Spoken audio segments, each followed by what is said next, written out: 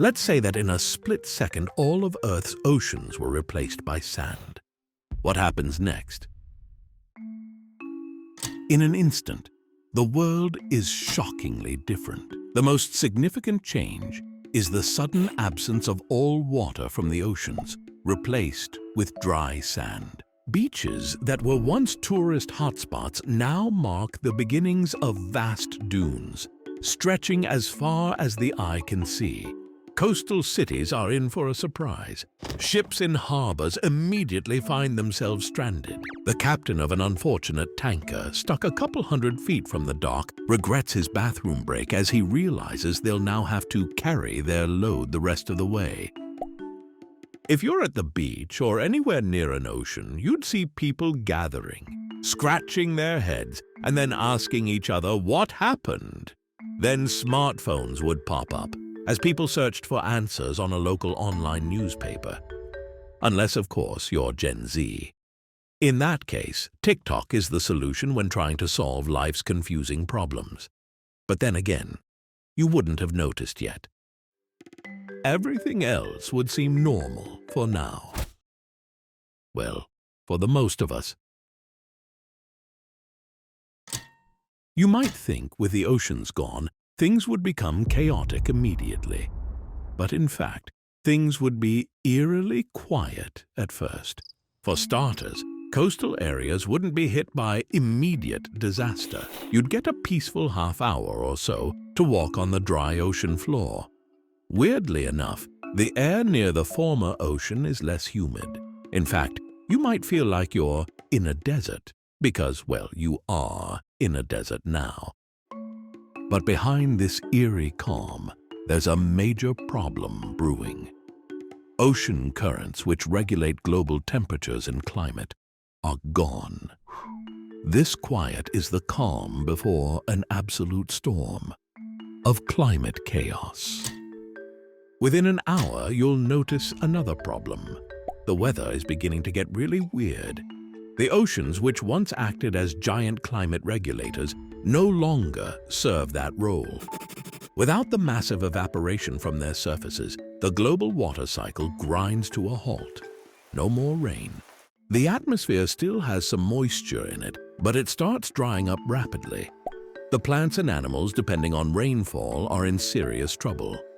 News stations have picked up the story and are advising those in coastal cities to evacuate as more information about the situation emerges.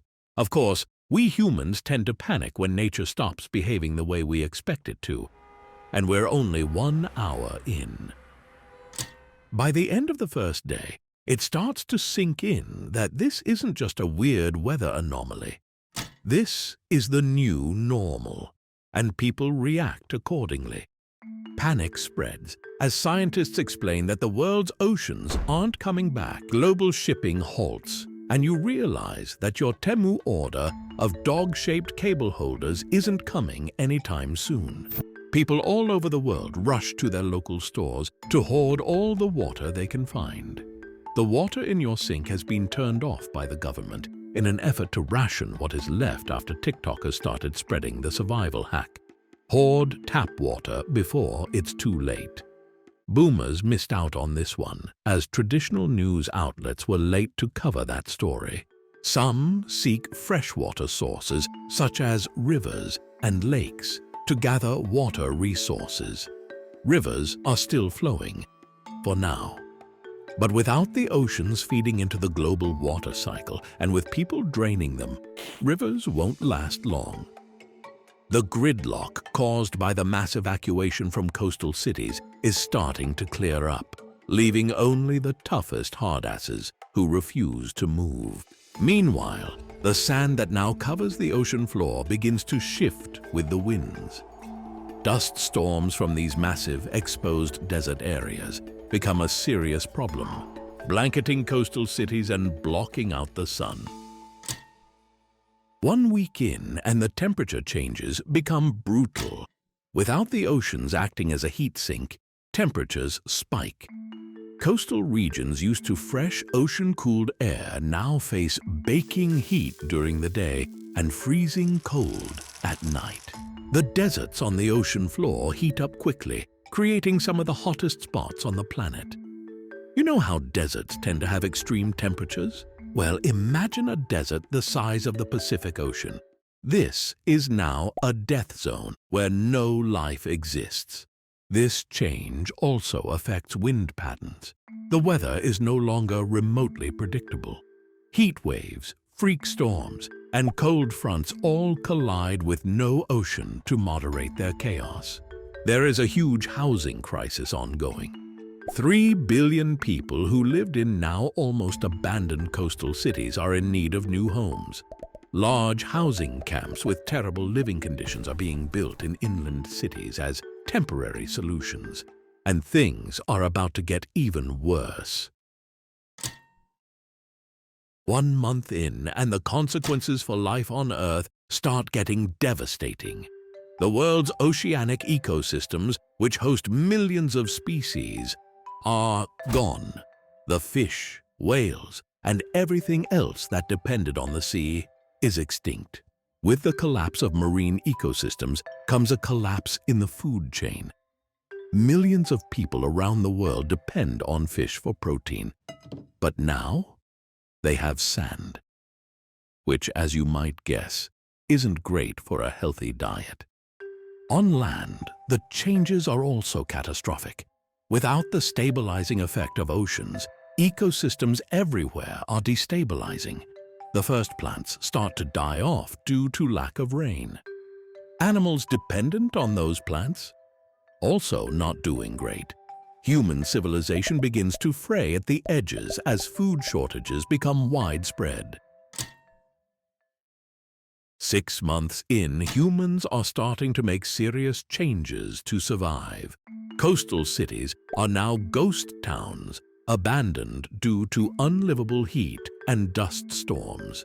Nations that used to be net exporters of food and water are now struggling to feed their own populations. Irrigation systems fail because rivers have run dry, leaving once fertile farmland barren. The dust storms only get worse as more of the ocean floor is whipped into the air. Meanwhile, the planet's biodiversity plummets. Species after species go extinct as ecosystems continue to collapse.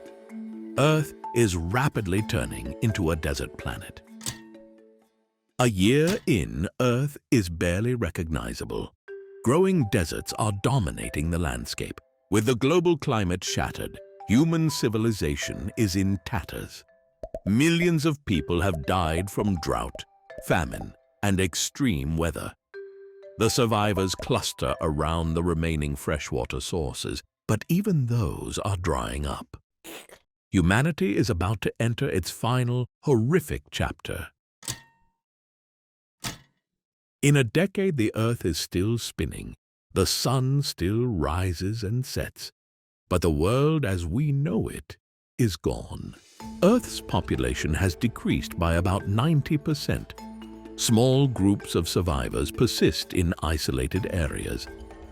To survive, all bodily fluids, like sweat and urine, are likely recycled in purifiers to become drinking water, as water is the most valuable asset on Earth.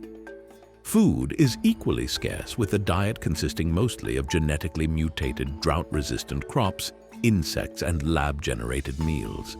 If it wasn't enough that the environment continuously reminds you that it doesn't want you to live anymore, you're now likely to remind yourself that you don't want to live anymore.